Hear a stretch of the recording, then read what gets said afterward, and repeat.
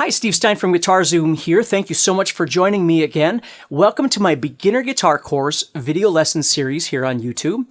And today we're going to be talking about strumming again, but this time we're going to talk about how to try and make your strum sound far more authentic. This is really, really, really important, and it does take some of your time.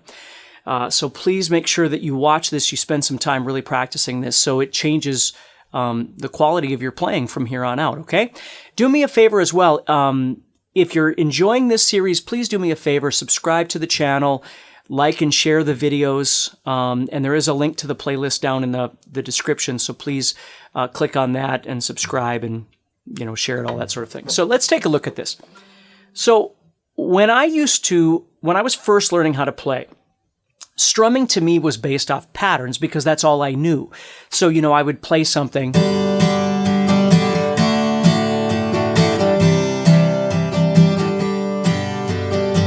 whatever it might be. And there's nothing wrong with that. Do not get me wrong. But there are times when you want to play that we need to start thinking about trying to add a human element into that rhythm so people respond to what they're listening to. Let me show you an example of bad, and then I'll show you an example of not as bad, right? So let's say I was doing this.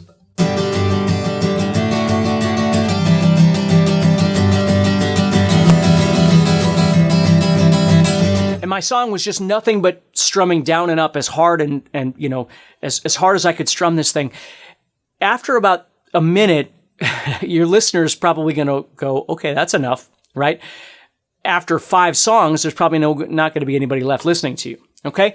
So that's why we have strumming patterns. What really strumming patterns are breaking up that strumming so you've got space, right? That's what a strumming pattern does. So there are times when you don't strum the strings and it gives space. That's what a pattern does. Well, if we think about this from a little bit different perspective, I'm going to give you some things to practice here. So let's go back to our scratching idea. Remember this? Now here's what I want you to do. I call this brainless, and I don't mean it in a negative way. What I mean is I don't want you to try and concentrate on a particular strumming pattern. I just want you to relax and just let this happen, okay? So here's what you're going to do. I want you to strum all the strings all the time. We're going to go 1 and 2 and 3 and 4. Ready? 1 and 2 and ready, go. So that's everything. That's all the strums I've got. Now what I want you to do is I want you to keep doing that, keep strumming, keep moving the arm, but I want you to move away from the strings. And then we're going to move back. So I'm going to say away, and then I'm going to say back, and I want you to follow this. And if you need to rewind the video, you can certainly do that. So here we go. 1 and 2 and ready, go. Now, in no particular space, I want you to move away from the strings.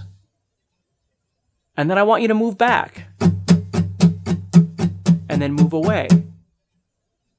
And then move back.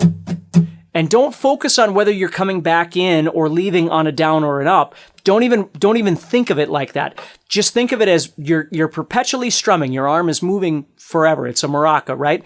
You're just moving away, and then you're coming back. And then you're moving away, and then you're coming back. And then you're moving away, and then you're coming back. So let's try this together. 1 and 2 and ready, go. So move away and come back. Move away and come back.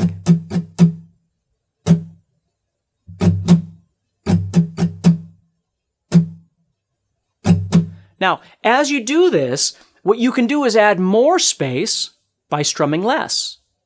You can take away space by strumming more. And what you do is you try and think of it like public speaking, okay? Don't make all the sentences exactly the same length, okay? If you change things up, it's going to sound more dynamic to your listener, and it might be more fun for you to play.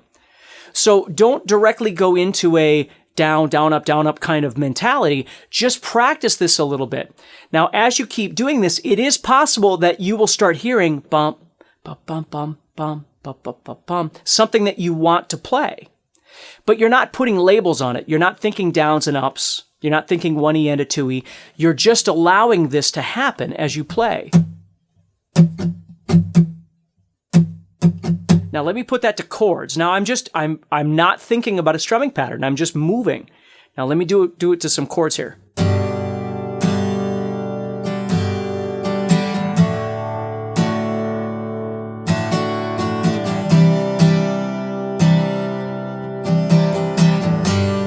And you're going to notice that it begins to sound a little more organic, a little more authentic. Now, again, when I say that, I don't mean that there's anything wrong with strumming patterns. Some songs really need a strumming pattern. But I used to teach private lessons 7 days a week, every hour of the day, just about. And this was always a problem for, I shouldn't say always, but oftentimes it was a problem for students because it's easier for us as humans to memorize a pattern and play down, down, down, up, down, or something like that. But when you're playing songs, so people would always say, well, what strumming pattern should I use for this song? And oftentimes there is no strumming pattern. There's just where are you putting your downs and ups, like we've talked about before, and which ones are you going to hit and which ones are you going to miss to make something that fits, that sounds compatible with the song that you're playing. Okay? It's just something you got to get used to. Once you get good at it, it's great because you can stop thinking about your strumming. When you play songs, you don't even really think about it. Your arm just goes. You find the speed or the tempo that you need to be at, and then your arm just keeps going. Okay? So that's step one of this. The step two of this thing, and I don't want to make this video too long, but the step two of this is start thinking about the dynamics. Now, one dynamic is strumming a lot and strumming a little. Back and forth. That's a dynamic, and we just talked about that. But another really wonderful dynamic is the accenting of the strum. And don't really think about it, again, that difficult. Just think how hard or soft you're strumming. If you strum harder in certain places or softer in certain places,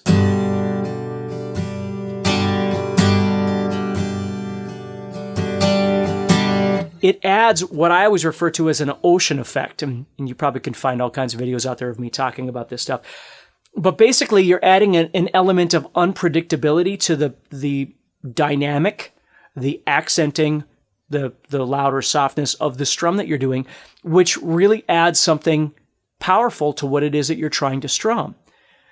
You just have to practice this stuff to get good at it, but it's really important. So if you think about it, if I was playing G, D, C, which is for some reason kind of what I'm playing right now, what I want to do is build into it, right? So I don't want to start off so aggressively, unless my song is aggressive. If I want,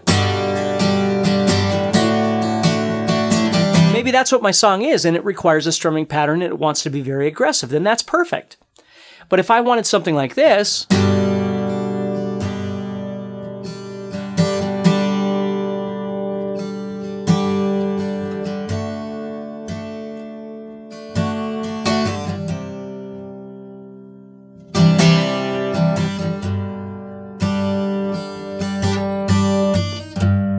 see what I'm saying?